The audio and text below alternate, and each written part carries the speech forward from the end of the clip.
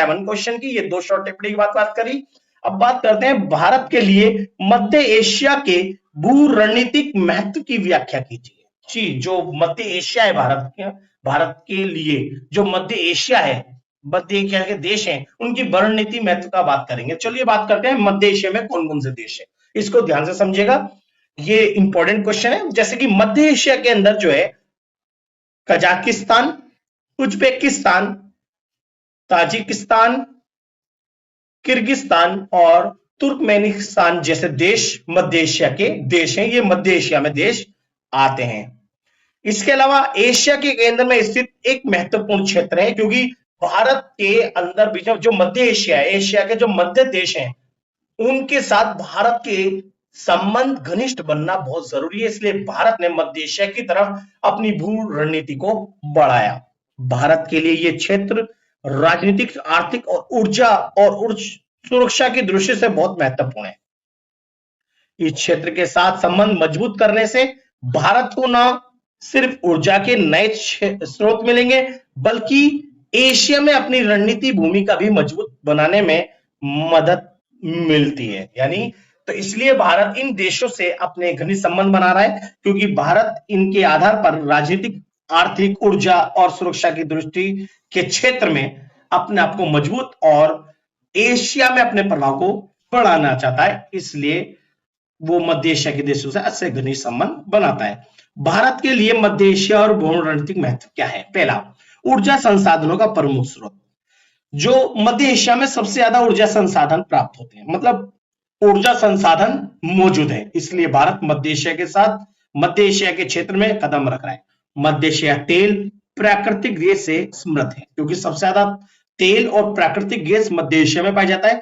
भारत अपनी ऊर्जा जरूरतों को पूरा करने के लिए इस क्षेत्र से बड़े स्तर पर सहयोग चाहता है, इसलिए भारत मध्य एशिया की तरफ निकल रहा है।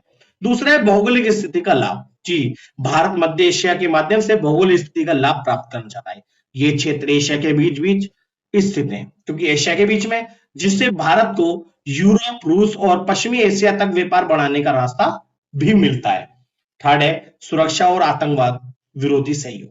अफगानिस्तान के निकट होने के कारण भारत मध्य एशिया के साथ मिलकर आतंकवाद और कट्टरता से लड़ने में सहयोग को बढ़ावा देना चाहता है, इसलिए भारत मध्य एशिया की तरफ अपने कदम को बढ़ा रहा है। 7th है व्यापार और कनेक्टिविटी बढ़ाने का अवसर। अंतरराष्ट्रीय नॉर्थ साउथ ट्रांसपोर्ट कॉरिडोर यानी INSTC तथा चाबहार बंदरगाह के माध्यम से भारत मध्य एशिया तक अपने आसान और सस्ते व्यापार के मार्ग को बनाना चाहता, ताकि भारत का व्यापार इस मार्गों का प्रयोग करके वो अपने व्यापार को बढ़ा सके। 5वां रणनीति संतुलन बनाए रखना।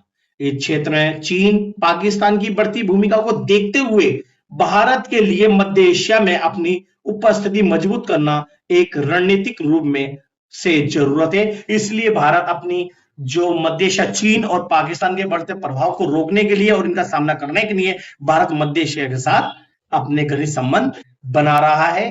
तो ये हमने बात करी मध्य एशिया के बारे में। और इसका 6 पॉइंट है सांस्कृतिक और ऐतिहासिक संबंध भी है, जो कि भारत मध्य एशिया के साथ संबंध यानी अपने सांस्कृतिक और इतिहास के संबंध को वो आज वर्तमान में बनाना चाहता है, और इनके साथ काफी प्राचीन काल से जैसे कि सांस्कृतिक, व्यापारिक और धार्मिक संपर्क रहे हैं। इनसे दोनों देशों के बीच निकटता बढ़ी है और आगे भी वो अपनी निकटता को बढ़ाना चाहता है। फिर है रक्षा और सैन्य सहयोग। भारत मध्य एशियाई देशों के साथ सैन्य प्रशिक्षण, रक्षा समझौते और अभ्यास करता है, जिससे क्षेत्रीय सुरक्षा संबंध मजबूत होते हैं। 8 पॉइंट है आर्थिक निवेश का नया क्षेत्र। मध्य एशिया से भारत को खनिज, कृषि, शिक्षा, तकनीकी क्षेत्रों में निवेश से बेहतर अवसर प्रदान करता है, इसलिए भारत मध्य एशिया के साथ अपने घनिष्ठ संबंध को बढ़ावा देता है।